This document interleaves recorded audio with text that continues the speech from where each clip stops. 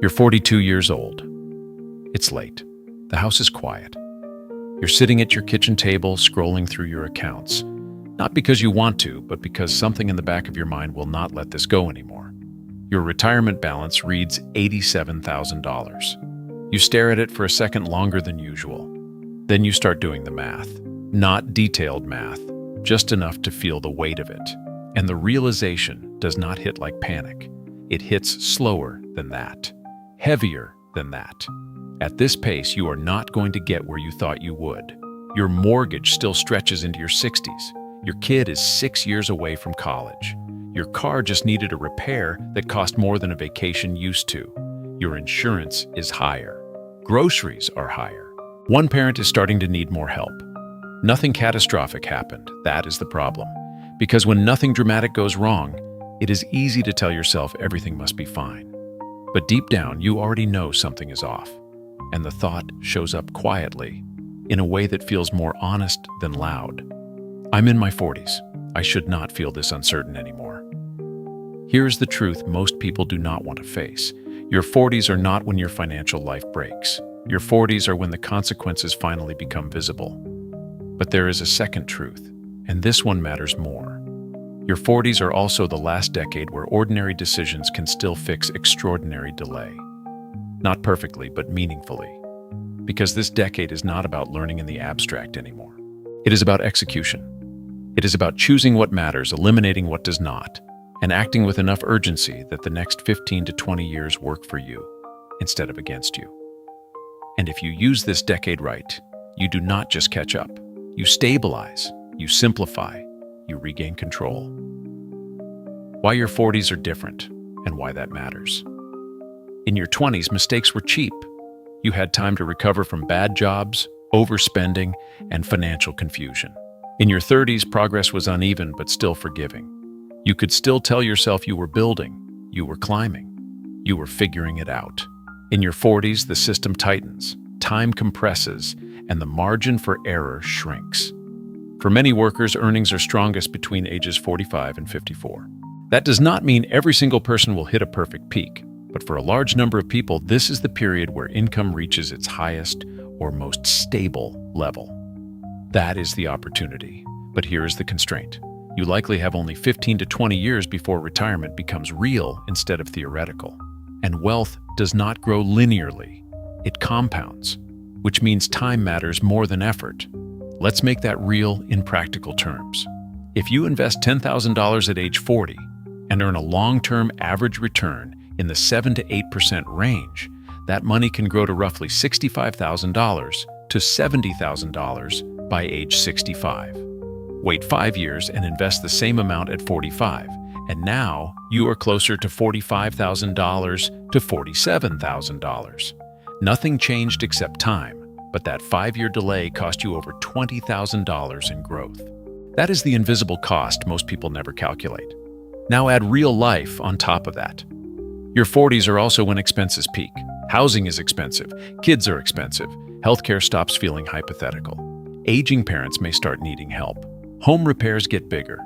Career risk feels more personal because recovery time is shorter.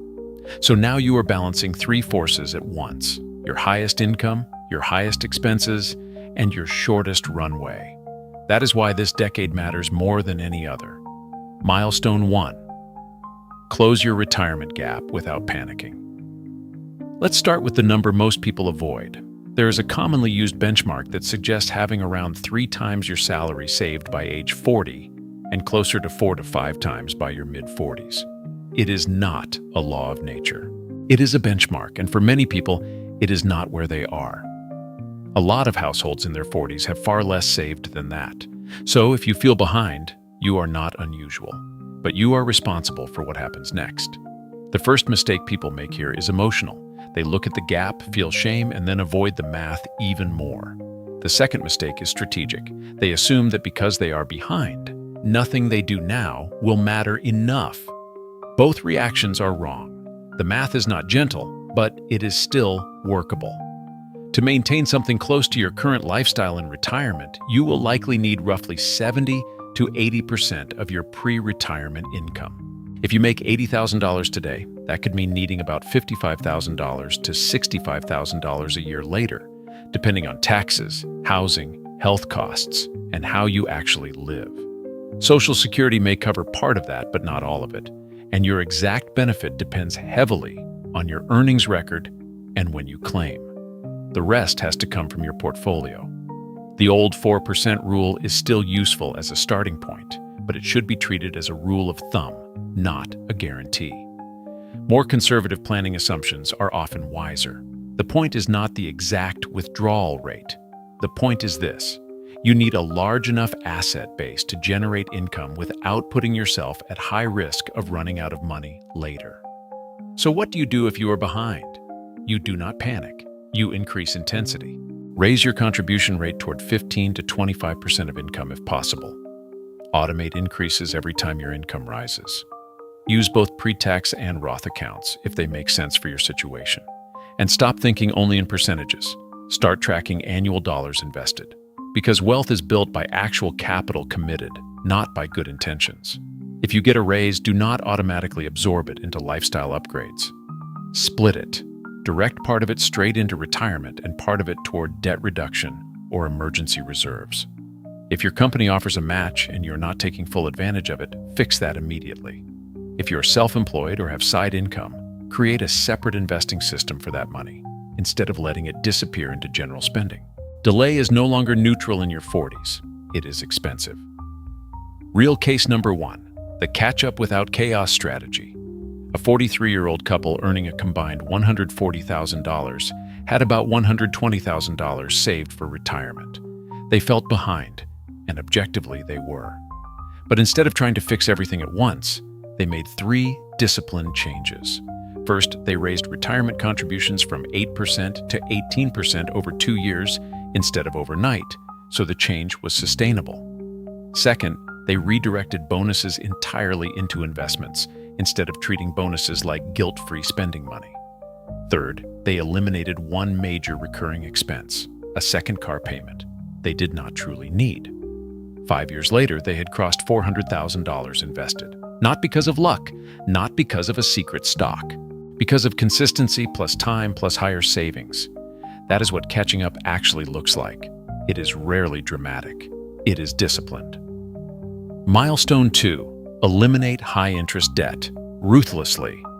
Debt in your 40s is not just inconvenient. It is structurally limiting, especially high-interest debt. A lot of people still treat debt like an annoying side issue while focusing emotionally on income. But high-interest debt quietly destroys your flexibility, your monthly cash flow, and your ability to invest when the years matter most. Take a simple example: $15,000 on a credit card at 18 to 22% interest. If you make minimum payments, you can spend years dragging that balance around and pay an absurd amount in interest over time. But the bigger cost is not just the interest itself. It is lost opportunity. If that same monthly payment were invested instead, say $500 to $600 per month over 20 years at moderate returns, that money could grow into hundreds of thousands of dollars. That is the real trade-off. Not spending versus investing. Interest versus compounding. So be ruthless here. List all debts by interest rate. Attack the highest rate first with the debt avalanche method. Maintain minimum payments on the rest. Eliminate credit cards first, then personal loans, then any other consumer debt that is draining cash flow. And here's a hard truth many people do not want to hear. Financing depreciating assets, especially cars, is one of the fastest ways to stall wealth building. Cars lose value. Interest compounds against you. Insurance and maintenance stay high. That is a triple drag disguised as normal life. If you are in your 40s and still cycling through car payments every few years, that is not just a lifestyle choice. It is a financial leak. Drive your car longer. Buy reliable, not flashy. Separate transportation from identity. A lot of midlife financial pain comes from trying to maintain the appearance of success at the exact stage of life where building actual security matters more. Milestone 3. Build a non-fragile financial base. An emergency fund is not about being cautious for the sake of caution. It is about stability. Because in your 40s, problems get more expensive and slower to recover from. A layoff at 25 is stressful. A layoff at 47 with a mortgage, a child, and aging parents hits differently. A repair bill in your 20s is annoying. A repair bill in your 40s often arrives while three other responsibilities are already competing for cash. A meaningful share of households still struggle to cover relatively modest, unexpected expenses with cash. That is fragility. And fragility creates bad decisions. It makes people swipe cards for emergencies, pull from retirement accounts, delay needed repairs, or take the first income opportunity out of fear instead of the right one with intention. You do not want to build long-term wealth while one unexpected event can knock you off track. Target 6 to 12 months of essential expenses, not income. Expenses. If your core spending is $4,500 per month, you are looking at roughly $27,000 to $54,000. This is not investment capital. This is stability capital. Keep it in a high-yield savings account. Separate it from your daily spending money. Do not mix it with checking. Do not attach a debit card to it. Build it in order. First, a starter buffer of $2,000 to $5,000. Then eliminate high-interest debt. Then fully fund the emergency reserve. That sequence protects momentum, because the worst outcome is making progress and then getting forced backward by something predictable that felt unexpected only because you were underprepared. Real case number 2. When life hits mid-progress. A 45-year-old professional was aggressively paying off debt and finally felt like things were moving. Then he lost his job. Because he had built a 4-month emergency fund first, he avoided using credit cards. He did not have to liquidate retirement money. He took a slightly lower-paying role, kept investing consistently, and rebuilt from a position of stability instead of panic. Within 2 years, he was ahead of where he would have been if he had ignored the cash buffer and focused only on debt. That is what stability does. It does not eliminate problems. It prevents problems from compounding. Milestone 4. Plan for college without breaking your future. This is one of the most emotionally loaded areas of personal finance and one of the most mismanaged. Parents want to help their kids. That is natural. But many make one critical mistake. They prioritize college funding over retirement stability. That creates a second problem later because you can borrow for education. You cannot borrow for retirement. The cost of college is real, but the actual cost varies more than people think once financial aid, scholarships, school choice, and timing are factored in. That means the goal is not to eliminate cost entirely. It is to control it intelligently. Set a realistic annual contribution target. Use tax-advantaged accounts where appropriate. Combine savings with scholarships, work, in-state options, and cost-efficient choices. Do not turn good parenting into a blank financial check you cannot afford. And have the conversation early. If your child thinks you are covering anything and everything, silence becomes future conflict. Clear expectations now are kinder than financial chaos later. Your role is not to remove all cost. Your role is to create a plan that works for both generations. Because if you destroy your retirement trying to protect your child from every dollar of college cost, you may simply transfer the burden to them later in a different form. Milestone 5. Maximize your income, intentionally, not accidentally. In your 40s, income matters more than ever because time is limited. Many people underestimate how damaging flat earnings can be in this decade. They stay loyal to a company, assume slow raises are normal, and fail to notice that inflation, missed promotions, and underpricing their value are quietly widening the gap between what they earn and what they should earn. Strategic job changers often see stronger income growth than people who remain in place for too long. Not always, but often enough that it matters. Yet many people stay in the same role for years, sometimes a decade, while their value rises and their compensation does not keep up. That gap compounds. Audit your current compensation against market rates. Negotiate if there is a real gap. Be open to switching roles if needed. And do not stop with your primary job. In your 40s, you have something younger professionals usually do not: experience, pattern recognition, credibility, and practical knowledge. That has value. Consulting, freelance work, teaching, digital products, advisory roles, specialized services. You do not need to build a second full-time career, but you should explore additional income streams that leverage what you already know. Because income expansion accelerates everything else. It speeds debt payoff, it funds retirement, it builds reserves, it gives you options. And in midlife, options are power. Milestone 6. Control your housing before retirement controls you. Housing is usually your largest expense, and unlike other expenses, it tends to persist. If you enter retirement still paying a mortgage or relying on rent without enough assets, you need a larger portfolio to sustain the same lifestyle. So the goal is not necessarily to own outright tomorrow. The goal is to have a clear trajectory. If you are in your mid-40s with a 30-year mortgage, that timeline reaches into your 70s. That may not align with your goals. Make additional principal payments if the math and your broader plan support it. Refinance if it meaningfully shortens your timeline and does not create new hidden costs. Or if renting is the better move in your market, invest the difference intentionally and consistently instead of just enjoying the flexibility while failing to build assets. Housing is not just a personal preference, it is a retirement variable, and variables need to be managed. The mindset shift most people miss. In your 30s, time hides mistakes. In your 40s, time reveals them. But the deeper shift is this. You are no longer optimizing for growth alone. You are optimizing for resilience.